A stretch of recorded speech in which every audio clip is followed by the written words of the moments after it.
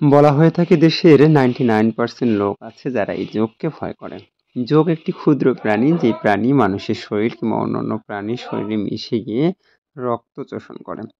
এমনও বলা হয়ে থাকে আমাদের প্রচলিত প্রাণী জগতের মধ্যে এমনও কিছু প্রাণী আছে যে প্রাণীর শরীর থেকে এত পরিমাণে রক্ত শোষণ করতে পারে এই যোগ, যার দ্বারা ওই প্রাণী মৃত্যুবরণ পর্যন্ত করতে পারে।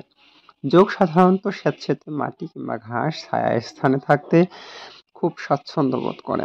আর এটি সবচেয়ে বেশি বিস্তার দেখা যায় শীত আসার আগে কিংবা শীতের মৌসুমে। তীব্র গরমের সময় যোগ সাধারণত চোখে না পড়লেও শীতকালে খুব বেশি দেখা যায়। বাংলাদেশে দুই ধরনের যোগ প্রচলিত ভাষায় বলা হয়ে থাকে।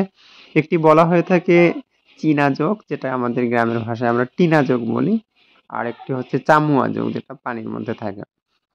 তবে এই যোগের মজার বিষয় হচ্ছে যোগের কিন্তু বিভিন্ন লালা এবং বিভিন্ন দিক আছে, যেটা ঔষধ শাস্ত্রে ব্যবহার করা হয়। অর্থাৎ চিকিৎসা শাস্ত্রেও এই যোগের ব্যবহার হয়ে থাকে।